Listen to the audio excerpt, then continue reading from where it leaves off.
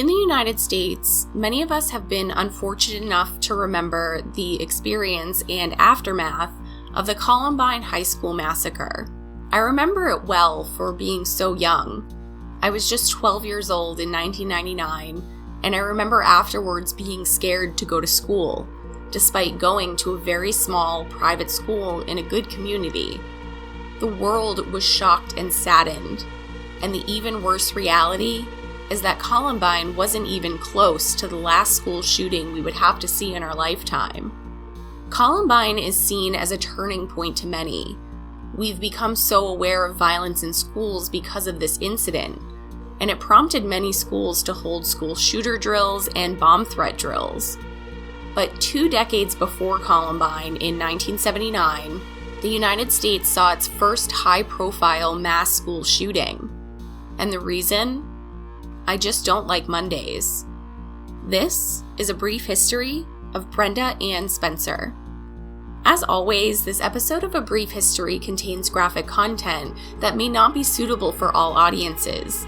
Viewer discretion is advised.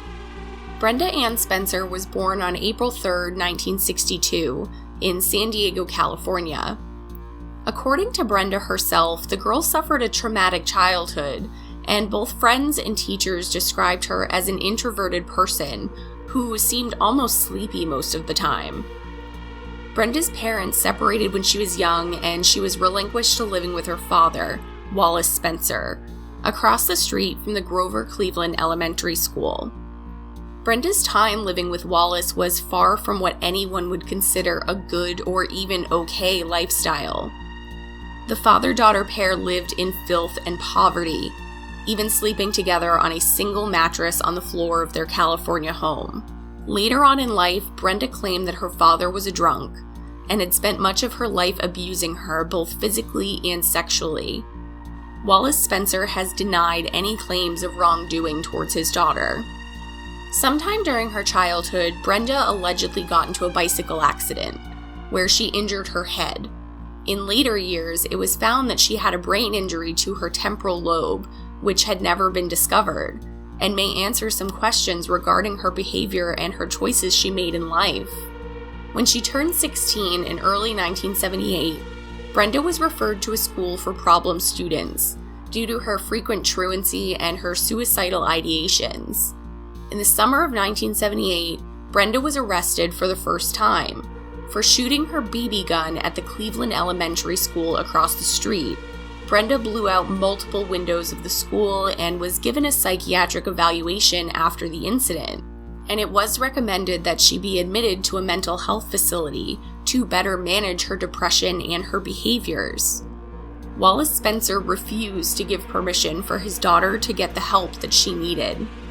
Instead of allowing his daughter to receive treatment, Wallace Spencer instead purchased his daughter a Ruger 1022 semi-automatic .22 caliber rifle with a telescopic sight, as well as 500 rounds of ammunition for Christmas. The perfect gift from any loving father, of course. In a later interview, Brenda stated, "I asked for a radio, and he bought me a gun. I feel like he wanted me to kill myself." It is also stated that around this time, Brenda began drinking and doing drugs. She claims that she was under the influence during her crimes, but toxicology reports from her court appearances state otherwise.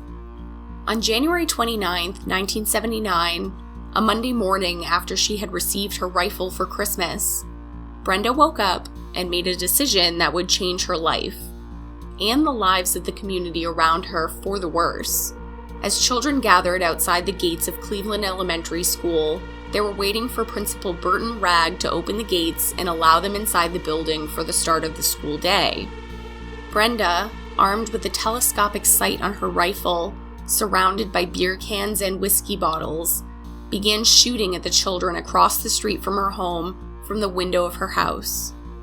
8 children were injured.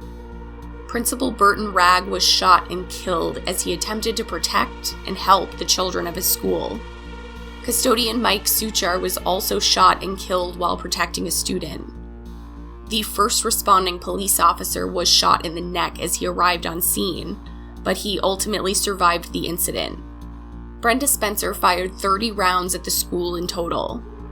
As police arrived on the scene, they blocked Brenda's view of the school by putting a garbage truck in front of her home, blocking her line of fire. Brenda barricaded herself into the house, refusing to give herself up to the officers stationed outside. During the hours she was barricaded inside her home, the media had gotten word of the incident, and a reporter from the San Diego Union Tribune opened up the yellow pages and began calling all of the houses in the neighborhood, hoping that he would eventually get the correct number for the house of the assailant.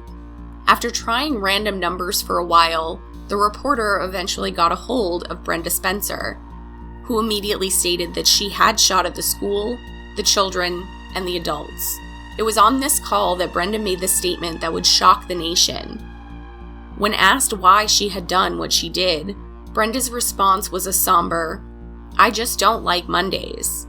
I did this because it's a way to cheer up the day. Nobody likes Mondays."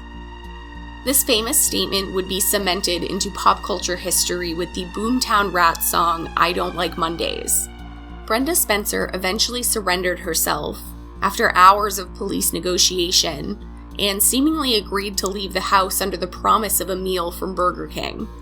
Brenda refused a trial and was charged as an adult, pleading guilty to 2 counts of murder for Principal Burton Ragg and custodian Mike Suchar, as well as assault with a deadly weapon. In April of 1980, Brenda Spencer was sentenced to 25 years to life, and once in the prison system, Brenda was diagnosed with epilepsy and received various medications to combat both the epilepsy and her depression, help that was desperately needed before the Cleveland Elementary School shooting. Since then, Brenda has been up for parole 4 times since her incarceration and has been unsuccessful each time. During her parole hearings, Brenda frequently made excuses for her actions and came up with allegations that have been seemingly unfounded. In her first hearing, she claimed to have been intoxicated during the event. In her next hearing, she blamed her father for his rampant abuse, which she had never mentioned prior to 2001. Her next 2 parole hearings went just as well, and it was claimed that she was psychotic and unfit for release after having self-injured after her girlfriend was released from prison. Brenda is still imprisoned at the California Institution for Women and will be eligible for another parole hearing in September of 2021. Brenda Spencer's case and story has been featured in many documentaries, podcasts, books, and movies. And in the investigation discovery show Deadly Women, former District Attorney Richard Sachs claimed that the Cleveland Elementary School shooting was, quote, the country's, if not the world's first school shooting case. This, unfortunately, is simply not true, as there are school shooting cases dating back to at least the 1927 Bath School bombings committed by Andrew Kehoe. What made Brenda Spencer choose to shoot at school children on a cold Monday morning in 1979? Would this have happened if she received the help she so desperately needed? Or was her entire life just leading up to this moment? Leave your thoughts in the comments below. Thank you for joining me for another episode of A Brief History. Thank you to my patrons and channel members who support this series. You are so appreciated. Don't forget to like and subscribe for more true crime Sims content every Friday or Saturday. Or apparently Monday. Stay safe, and I'll see you next time.